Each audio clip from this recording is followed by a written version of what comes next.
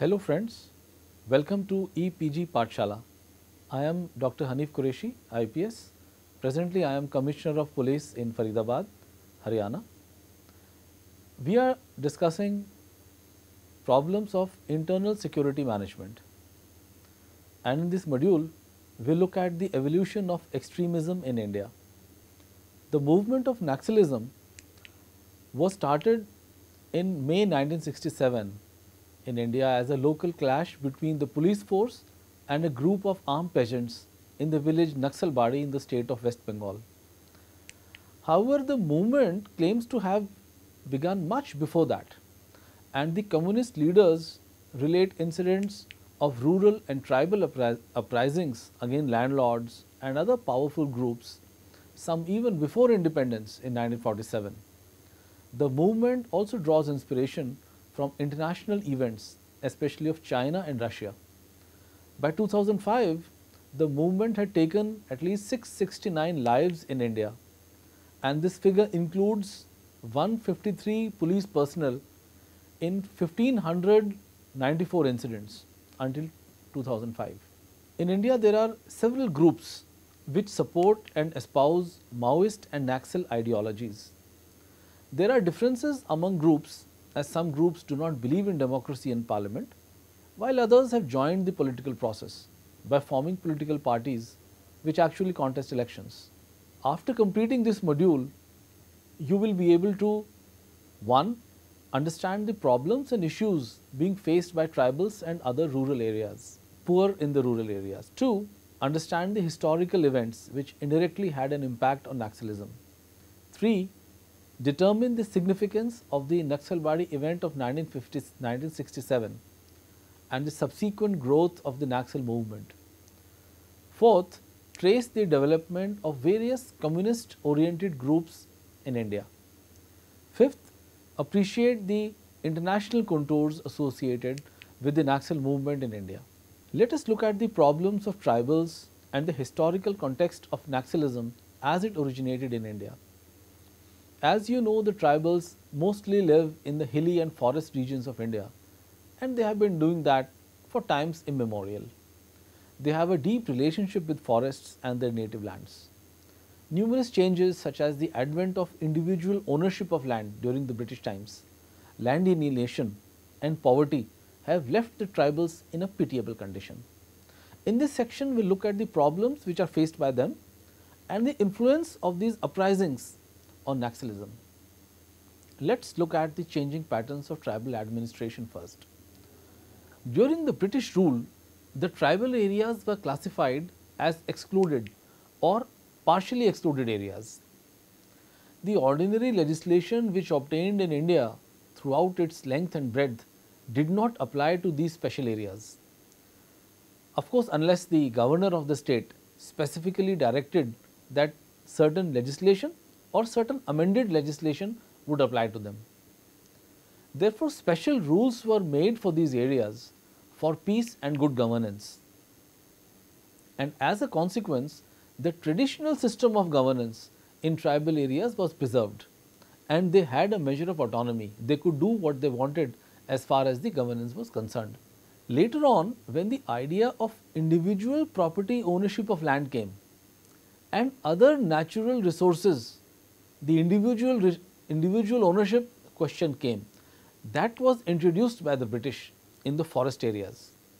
Now, the Indian Forest Act of 1878, which was specially enacted, it ensured that the state had absolute rights and ownership over forest land, and the Land Acquisition Act 1894 was enacted, which ensured that there was no let or hindrance in the way of the government if it wanted to acquire land for a public purpose. The principle of eminent domain was established. So, what is eminent domain? Eminent domain gives authority to the state to control all property. So, it makes the state owner of all property. This eminent domain concept is in contradiction with the belief of the tribal people who had a spiritual relationship with their land. The people not only survived off the land, but they also considered land as an important part of their social and spiritual world. The proclamation of state's authority over land was therefore not easily accepted by tribal communities. The tribals revolted in many places and they launched agitations to retain control over their lands.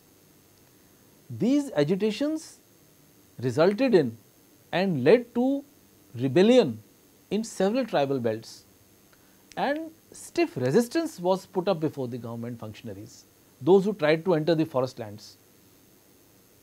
The British administrators, they were forced to pass legislations such as the Chota Nagpur Tenancy Act or the Central Province Land Alienation Bill in 1916, which aimed at restricting alienation of land from Adivasis or tribals to non-Adivasis. In independent India, the system of governance of the tribal areas was only partially modified. The excluded and partially excluded areas, they were included in the 5th scheduled areas under the Constitution of India.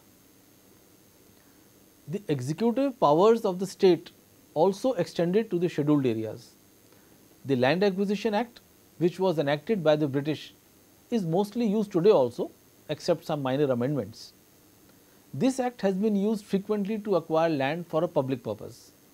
Now, what is a public purpose is not legally defined, and the decision to whether a public purpose is really public or not, that lies with the government. The newly independent India needed land for building of infrastructure projects, and therefore huge tracts of land were acquired for dams, power plants and roads, and mostly it was done in tribal areas. After independence, the policy of the government stressed the need to recognize tribal rights over land and forest, which was their original plan, because their autonomy had to be preserved. It was also decided to let them develop along the lines of their own genius, preserving their autonomy. However, in reality, tribal communities faced increasing pressure to get alienated from their traditional rights over natural resources like land, forest and rivers.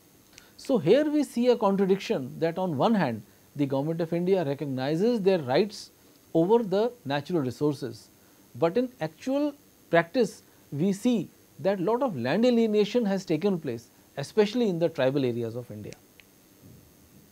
And therefore, it is true that there has been a displacement of tribal people for mining and infrastructure projects, for establishment of special economic zones or over alienation of the forest land for commercial use.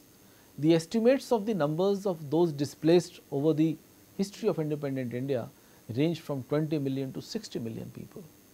These numbers are certainly very large, and government and scholars have accepted that tribals have been affected by displacement and they have been inadequately compensated and not properly rehabilitated.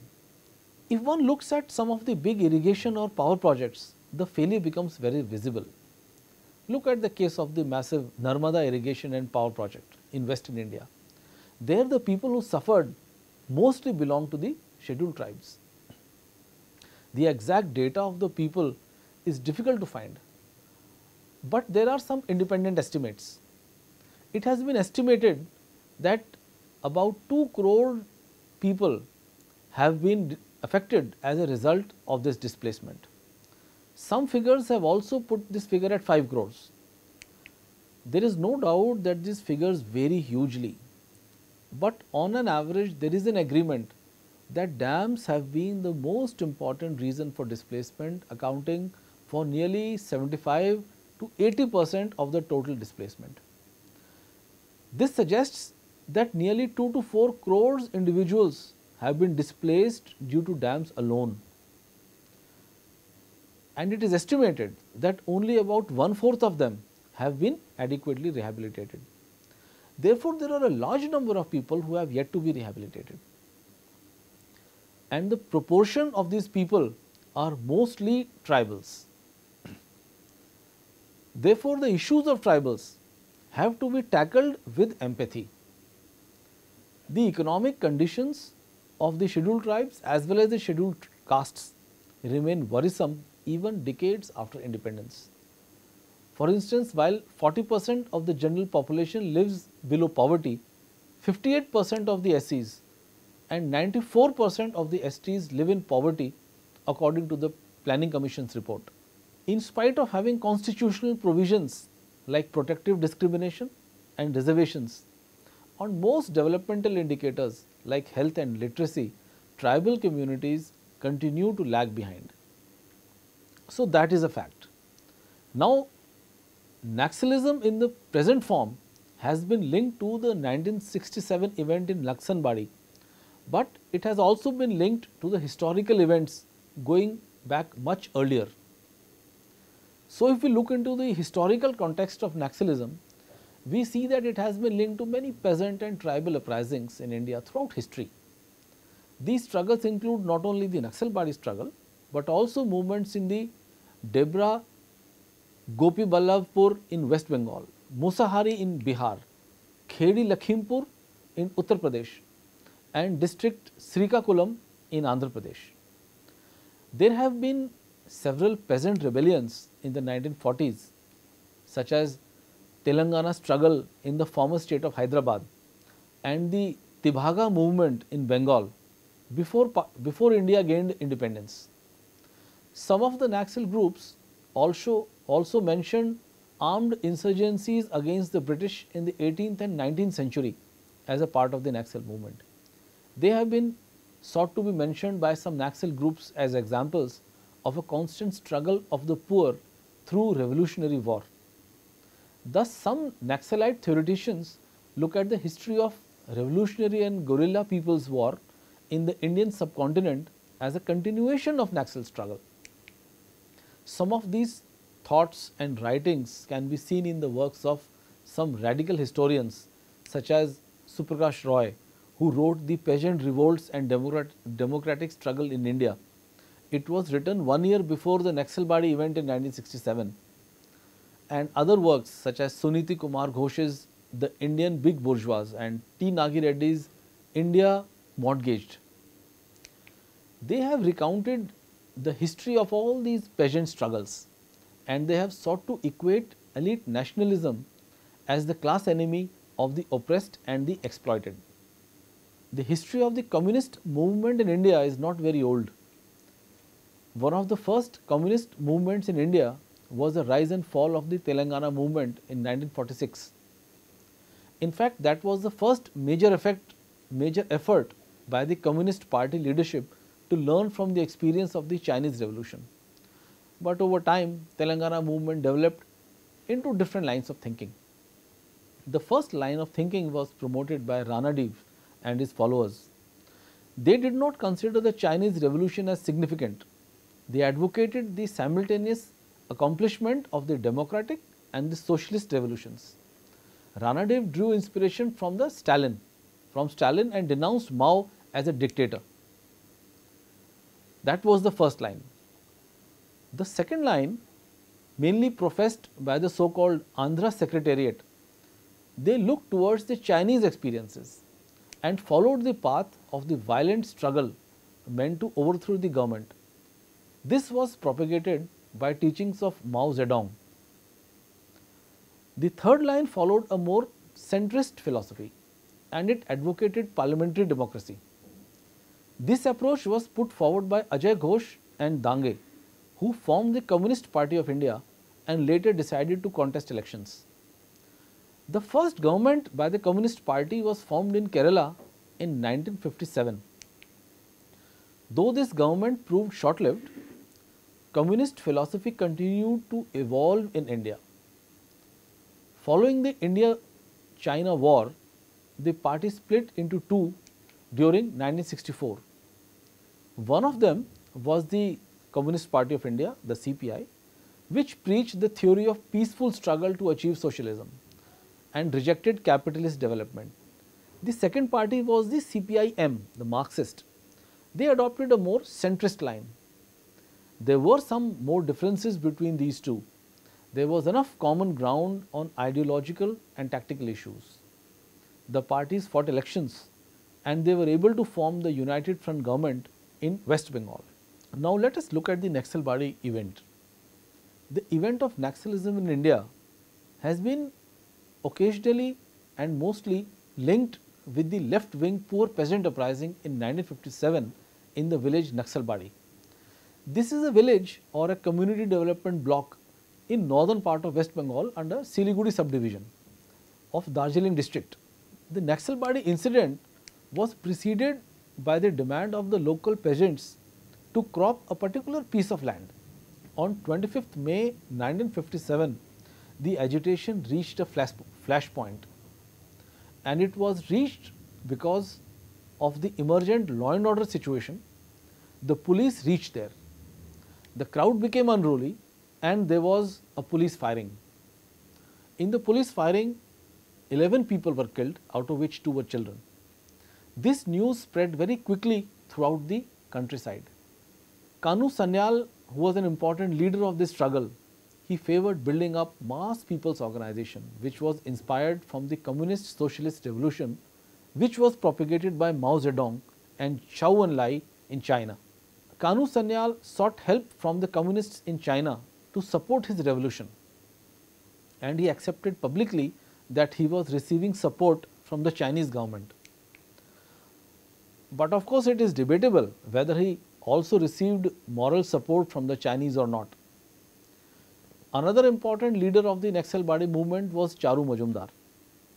He was seen as providing an ideological foundation to the form of armed struggle along the lines of the Chinese Revolution through 8 articles which were written by him. They are called the historic 8 documents.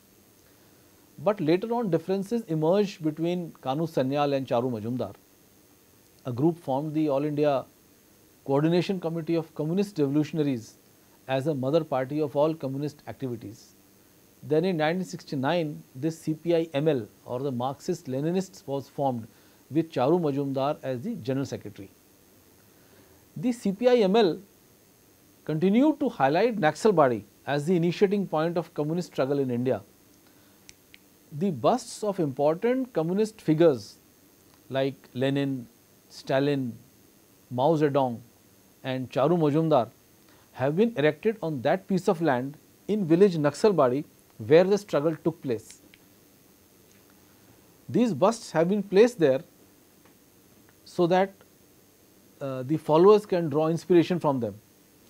The Marxist intellectuals who led the peasant uprisings in Naxalbari, they argued against mass mobilization and instead they advocated armed struggle. They rejected parliamentary democracy and mobilized cadres to fight against the state. The main leader of this movement was Charu Majumdar, who was heavily influenced by Mao Zedong. He adopted the slogan of annihilation of class enemies, and he actually became the proponent of armed struggle, which many times took the form of violence to protect various vested interests. That he was committed to violent means to eliminate class enemies can be seen from the quote, "He who has not dipped his hand in the blood of class enemies can hardly be called a communist." So, that was a highly violent movement which was sought to be spread. As the movement spread, we see the fragmentation of communist groups. The Naxalbari movement definitely spread to various areas outside West Bengal also. Particularly, it spread in Bihar, in Odisha, in Andhra Pradesh and several other areas also. But these state governments, they came down very heavily on these armed insurgent groups, and they were pretty successful in bringing the movement to an end. The movement was almost dead even before the death of Majumdar in police custody in 1972. But there were few leaders who escaped, who survived and who made efforts to regroup and unite the remaining fragments. But there were ideological differences between them, and therefore the groups were never fully unified. Some of these groups wanted parliamentary politics, while other groups wanted mass organization, and yet other groups continued with the armed guerrilla struggle. Therefore, the movement kept fragmenting as the state evolved better strategies to deal with them. Bela Bhatia in 2005 in one of her works has given a very detailed account of as many as 17 different organizations which had varying degrees of commitment to the form of struggle against the state. They were often at loggerheads with the state as well as with each other in equal measure. The formation of the groups was based not only on various versions of Maoist and Leninist ideologies, but also was frequent along caste lines. For instance, the MCC, the Maoist Communist Centre, was formed chiefly by the upper caste Rajputs who opposed the lower caste Dalits. Similarly, the lower caste created another group called the CPI-ML Party Unity. This party pushed for agrarian revolution through a protracted people's war. The CPI-ML Party Unity led several armed struggles and sought to attack the upper castes. And for this purpose, they mobilized and brought together the scheduled castes. Now, as the Naxalite movement spread, a party congress was held by CPI-ML Party Unity in 1987, where they encouraged formation of armed squads. These squads were given the task to confiscate the lands of landlords and to be the main aspect of people's resistance against armed attacks of the state. Later on, they formed the Red Squads operating in Bihar mostly. CPI-ML Party Unity was often involved in armed confrontations with Ranveer Sena. Ranveer Sena was formed by the landlords as a private army to counter these threats. In one of the cases in December 1997, Ranveer Sena attacked the CPI-ML Party Unity stronghold in the area of Lakshmanpur Bath in Bihar, where nearly 63 people belonging to lower castes were killed. Though there were a number of different alliances, the Naxalites did not, they had some success in central Bihar. They mobilized the Dalits and the lower castes who worked as the agricultural laborers in the field. This success means that they were able to wage the wage rates which were there. Through their efforts, they were able to raise them in some parts of Bihar. And the land rights were given more importance as a result of the struggles. But as the movement gained success, many of the Naxalites inducted high caste people in their militias to gain more power. This diluted the earlier stance of fighting for the rights of the poor and the landless. Somewhat similar success of the Naxalites was seen in Andhra Pradesh. Initially, the Naxalites formed groups of the forest dwellers for cultivation in reserve forests. These groups were able to achieve some increase in the payment for picking tendu leaf. This tendu leaf is used for making bidis, which are the country cigarettes. The Naxalites were also successful to an extent in curbing the corrupt practices of headmen and patwaris. These patwaris are the lowest level of revenue officials and they frequently indulge in corruption. And the tendu leaf workers were able to curb their corrupt activities. So, there was a limited success. According to one report by Bal Gopal, the Naxalites mainly operated through mass organization of people. Mostly they were agricultural laborers, students and youth. This can be considered to be the first phase of the Naxalite movement, when they were able to mobilize the masses and achieve to a limited extent a measure of consolidation. But then Andhra Pradesh government took a strong and decisive action against the movement, which prompted the Naxalites actually to place increasing reliance on armed squads to fight the police and paramilitary forces and other security forces, and they formed a People's War Group. The PWG banner was used to mobilize all these groups. So, this strategy meant that the fight with the police became more important. The struggle for the rights of the people and social conditions, that was relegated to the background. The resulting violence then ended up hurting the same rural and tribal poor who were intended to be the beneficiaries of the movement in the first place. The support of the rural masses therefore started dwindling away, as the mindless violence often affected the intended beneficiaries. The rural people definitely wanted some relief from the corrupt patwaris and also from the village headmen who misused the tendu leaf practices and the trade. But when they were faced with violence, their support for the Naxalite cause, especially the violent activities, reduced. But the people who were opposed, the people who wanted to pursue the violent agenda, for them the Andhra Pradesh government constituted a special unit which they called greyhounds. The combined strength of government policies which were meant to benefit the poor people and the strong police action through greyhounds, this weakened the Naxals greatly in Andhra Pradesh. The greyhounds operated in squads which were very similar to Naxal squads in their organization and operated using similar methods. The success of greyhounds is one of the best examples of anti-Naxal and counter-terrorist guerrilla activity anywhere in the country. These contradictions within the Naxalite groups and the progress in various areas, this constitutes the second phase in the Naxalite evolution in India. This phase lasted till the unification of various groups in 2004. 2004 was the year when the various groups came together under the banner of CPI Maoist. These splinter groups decided to form a single revolutionary party and not to take up arms against the many factions operating in the Naxal region. Now let us look at some of the international contours of Naxalism. Historically, Naxalites in India have charted a course which was different than what was followed by the communist countries of the world.